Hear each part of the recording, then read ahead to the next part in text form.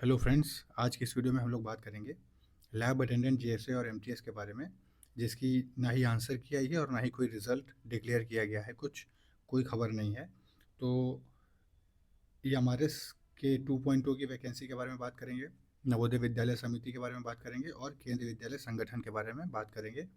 और इन सब के रिगार्डिंग एक मेगा ट्विटर कैंपेन चालू किया जा रहा है ना, इसके बारे में भी बात करेंगे, है ना। हम लोग को ट्विटर कैंपेन करना पड़ेगा, तभी जाके ये सारी चीज़ें हम लोग को अपने सामने दिखती हुई नज़र आएंगी, क्योंकि ई एम आर एस 2.0 ने अब एक नया जरिया अपना लिया है, आउटसोर्सिंग का जरिया, जिससे वो नई वैकेंसीज कवर कर रहे हैं। ठीक है, चाहे वो हॉस्टल वार्डन का हो, चाहे वो डेटा एंट्री ऑपरेटर का हो, है ना, और चाहे वो एक डॉक्टर का हो, वो भी टेम्परेरी बेसिस पे ही रखे जा रहे हैं वहाँ पे। ठीक है, तो ये सारी जो आउटसोर्सिंग वाली बेसिस पे है, ये हम लोगों के लिए हानिकारक हो सकती है, क्योंकि जो वैकेंसीज़ हैं वो पूरी अगर आउटसोर्स बेसिस पे ले लेंगे तो फिर रेगुलर वैकेंसीज़ नहीं आएंगी, और रेगुलर वैकेंसीज़ नहीं आने से दिक्कत में कौन आएगा? जो स्टूडेंट्स हैं, वो उनको प्रॉब्लम होगी। तो इन सब से बचने के लिए हम लोग को क्या करना पड़ेगा? अब एक ट्विटर कैंपेन ज़रूर से चलाना पड़ेगा, जिनसे ये जो बहरे कान हैं इन लोगों को सुनाई देना चाहिए अब। ठीक है, तो आप ये देख लीजिए कि पीजी पोर्टल पे टोटल मैंने 4 कंप्लेंट्स किए हैं, 1 2 3 4, जिनमें से एक स्कूल एजुकेशन एंड लिटरेसी को किया, फिर स्कूल एजुकेशन लिटरेसी और एक department of personal and training को भी किया था, जिसमें से 1 2 और 3 केस क्लोज हो गए हैं और चौथा अंडर प्रोसेस है। तो ये जो तीनों हैं, ये तो मैंने आपको दिखा दिया था, नहीं 2 आपको दिखाए थे, तीसरा बचा था। तो मैं तीसरा आपको दिखा देता हूँ, जो भी 29 अगस्त को जो इनका रिप्लाई आया है। और ये देखिए कि मैंने इनको लिखा क्या था कि school education and literacy entrance exam results related delay in results Navodaya Vidyalaya समिति। ठीक, तो इनमें जो मैंने कंप्लेन लिखा, आप ये देखिए सीधा सब्जेक्ट में क्या था, request for early declaration of results for lab attendant GSA and MTS post, NVS entrance exam conducted on 18 में।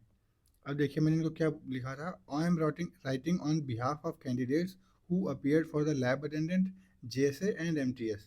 ठीक, it has been nearly 3 months since the examination and candidates are eagerly awaiting the announcement of results। ठीक है, तो बच्चे जो है वो wait कर रहे हैं। We respectfully request the NVS authorities, हम लोग, है ना, पूरा रिक्वेस्ट के साथ आपसे अथॉरिटीज़ से रिक्वेस्ट कर रहे हैं कि आप जो है रिज़ल्ट डिक्लेयर करिए।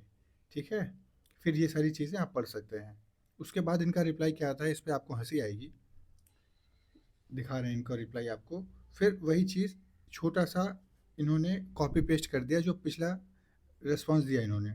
Result for the post of GSA HURO JNV cadre lab attendant MTS are under recruitment drive 2024 teaching and non-teaching post is kept on hold due to administrative reasons। वही जो वेबसाइट पे लिखा है वही यहाँ पे भी लिख दिया, और उसका कोई डिटेल्ड एक्सप्लेनेशन इन्होंने नहीं दिया।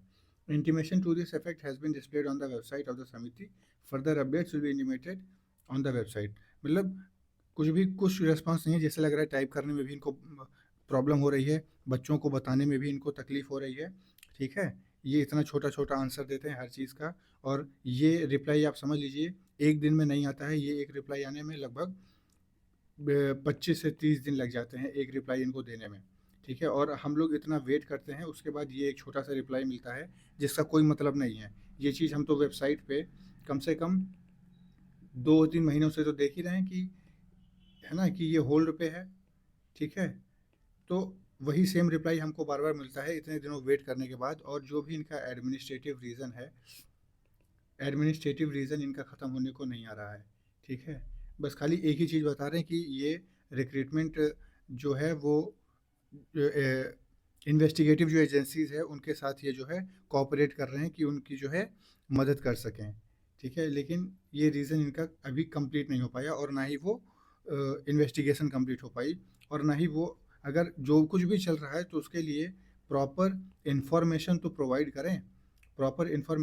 करें कि क्या चल रहा है अंदर, क्या मतलब हम लोग को एकदम अंधेरे में रख रखा है, एकदम ब्लैक कमरे में बंद कर दिया है, कुछ नहीं बता रहे हैं कि क्या इन लोगों का चल रहा है। और ये देखिए, ये बस खाली यही एक चीज़ है जो हमको इनकी वेबसाइट पे नज़र आती है, ठीक है? वही kept on hold due to administrative reasons, further updates will be intimated on the website soon. इतना लिखने में इनको बहुत तकलीफ हुई है ना? खाली यही बता रखे हैं एडमिनिस्ट्रेटिव रीजन से इनको होल्ड कर दिया गया है, ठीक है?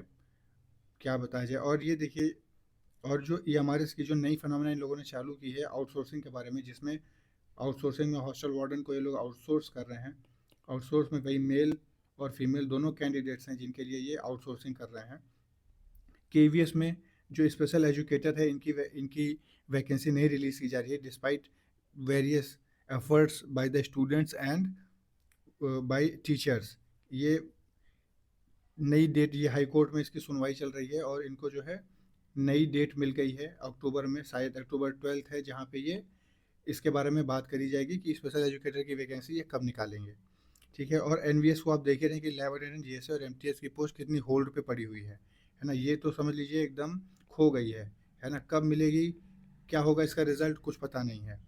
तो वेरियस आरटीआई फाइल करिए ईएमआरएस के लिए कि जो इनका 2.0 रिक्रूटमेंट है वो कब होगा, उसके नोटिफिकेशन के बारे में कब होगा। इसके लिए मैंने पीछे वीडियो बनाया था, वो आप चाहें तो देख सकते हैं, ठीक है।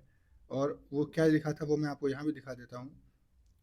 देखिए, ईएमआरएस के ये देखिए, ये इसको आप पॉज करके पढ़ सकते हैं कि आरटीआई एक दो मतलब ईएमआरएस के लिए जो भी मैंने आरटीआई करी थी regarding teaching and non teaching vacancies, ठीक है।